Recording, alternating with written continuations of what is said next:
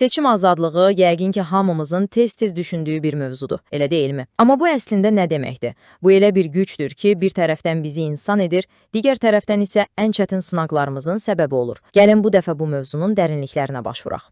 Yaxşı, amma gəlin bir anlıq dayanıb özümüzə bu sualı verək. Biz həqiqətən də azadıq?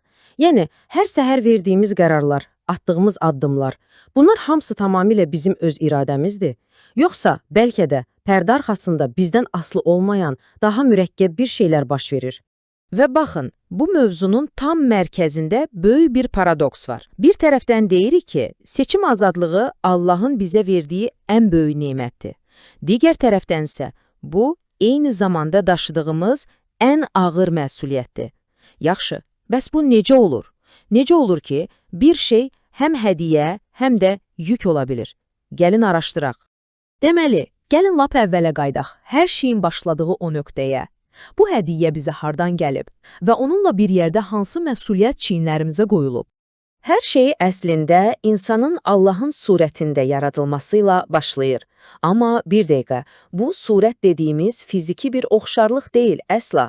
Bu, daha çox bizim daxili dünyamızı təsvir edir. Yəni, bizim ağlımız, iradəmiz və ən vacibi şuurlu şəkildə seçim etmək bacarığımız. Başqa sözlə desək, biz proqramlaşdırılmış robotlar deyilik ki, hər əmri kör-köranə yerinə yetirək. Və bu seçim bacarığının ən bariz nümunəsini elə Ədəm bağında görürük. Düşünün, ortada bir əmr var, o ağacdan yeməyin. Bir qadağanın olması avtomatik olaraq bir seçim imkanı yaradır, elə deyilmi? Yəni, əgər itaət etməmə kimi bir ehtimal olmasaydı, o əmrin nə mənası qalardı ki? Və bu seçim sadəcə bir imkan deyil, həm də çox böyük bir məsuliyyətdir. Baxın, bu ayə o məsuliyyətin bütün ağırlığını necə də gözəl ifadə edir. Qarşına həyat və xeyir, ölüm və şər qoydum. Həyatı seç. Diqqət edin, həyatı yaşa demir, həyatı seç deyir. Allah məcbur etmir. Sadəcə variantları göstərir, nəticələri izah edir. Amma son qərar, o qərar tamamilə bizimdir. Və bizim bütün taleyimizi də məhz bu qərar müəyyən edir. İndi isə gəlin, bu azad iradənin ilk dəfə sınağa çəkildiyi o anı xatırlayaq. Bütün bəşəriyyətin taleyini dəyişən o həlledici seçimi. Gəlin bu prosesə addım-addım baxaq. Sanki bir zəncirvari reaksiya kimidir. Birinci addım, yaradılış. İnsan azad iradə ilə yaradılır. İkinci addım, əmr. Ortaya bir qadağa qoyulur və bu seçimi qaçılmaz edir. Üçüncü addım, seçim anı. Adəm və Həvva itaatsizliyi seçir və son nəticə, günah və ölüm dünyaya daxil olur. Görürsünüzmü? Bütün bu nəhəng hadisənin kökündə cəmi bir dənə seçim dayanır. Yaxşı, bəs bu ilk itaətsizliyin nəticəsi nə oldu? İnsan azad iradəsini tamamilə itirdi? Qətiyyən, cavab xeyirdir. Amma hər şey kökündən dəyişdi. Azadlıq tamamilə yox olmadı, ancaq necə deyərlər, ciddi şəkildə zədələndi. Və burada qarşımıza daha bir dərin, hətta ironik bir paradoks çıxır. Baxın, sən azad iradənlə günah etməyi seçirsən və nəticədə nə olur? Azadlığını itirirsən, günahın quluna çevrilirsən. Bu, sanki öz azadlığından istifadə edib özünü qəfəsə salmaq kimidir. Deməli, vəziyyət budur. Daxilimizdə daimi bir mübarizə gedir. Bir tərəfdən, bəli, iradə hələ də bizdədir, biz seçim edə bilirik, amma digər tərəfdən, təbiətimiz artıq günaha doğru əyilib. Sanki maşının sükanı bir tərəfə çəkir. Sən diz getmək istəyirsən, amma daim müqavimət göstərməlisən. Bu da yaxşını seçməyi, yəni həqiqi azadlığı inanılmaz dərəcədə çətinləşdirir. Yaxşı, bəs bu vəziyyətdən çıxış yolu varmı? Əlbəttə var. Gəlin indi problemdən danışmaqdan çıxıb, həll yoluna, yəni həqiqi azadlığa aparan yola baxaq. Bu ayədəki obraz həqiqətən də çox güclüdür. Təsəvvür edin, Məsih qapının ağzında durub döyür, qapını qırmır, zorla içəri girmir. Sadəcə döyür və gözləyir. Bu o deməkdir ki, həqiqi azadlığa gedən yol bir məcburiyyət deyil, səmimi bir dəvətdir.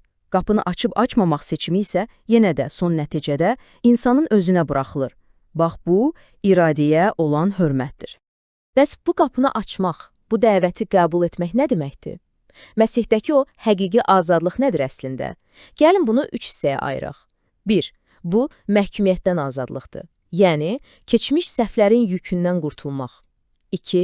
Günahın hakimiyyətindən azadlıqdır. Yəni, artıq günahın köləsi olmamaq. Və 3. Ölüm qorxusundan azadlıq. Yəni, əbədi həyat ümidinə sahib olmaq.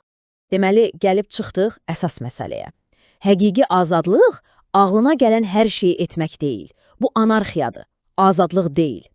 Əsl azadlıq səni əslində kölə edən o şeylərdən, yəni günahın hakimiyyətindən azad olmaqdır. Yaxşı, bütün bu böyük fəlsəfi fikirləri bir kənara qoyaq. Gəlin bunu gündəlik həyatımıza tətbiq edək. Bu seçim məsələsi bizim hər günümüzdə özünü necə göstərir? Əslində o böyük, monumental seçim hər gün verdiyimiz onlarla kiçik qərarda gizlənib. Həqiqəti demək, yoxsa asan yola əl atıb yalan danışmaq, bizi incidən birini bağışlamaq, yoxsa içimizdə kin saxlamaq, öz arzularımızın arxasınca getmək, yoxsa bir anlıq dayanıb Allahın iradəsini axtarmaq. Bax, hər gün bu yol ayrıcındayıq. Və əlbəttə ki, bu kiçik seçimlərin nəticəsi var. İnsan nə əkərsə, onu da biçər prinsipi məhz bunu deyir. Hər gün verdiyimiz o kiçik qərarlar, sanki torpağa atdığımız toxumlardır, zamanla cücərir, böyüyür və bizim xarakterimizi, sonda isə taleyimizi formalaşdırır. Bütün bu müddət ərzində biz öz seçimimizdən danışdıq. Amma gəlin sona yaxınlaşarkən bir anlıq tənliyin digər tərəfinə baxaq. Biz hələ seçim etməmişdən çox əvvəl Allah artıq öz seçimini etmişdi. O, dünyanı sevməyi seçdi. Və beləliklə, hekayənin sonunda yenidən başlanğıc nöqtəsinə qayıdırıq. Allah öz seçimini edib. O, sevgini və həyata aparan yolu təklif edib. İndi top sizin meydançanızdadır. Seçim sizindir. Və unutmayın, bu sadəcə bugününüzə təsir edəcək bir qərar deyil. Bu, bütün əbədiyyətinizə təsir edəcək bir seçimdir. Bəs siz hansı yolu seçəcəksiniz?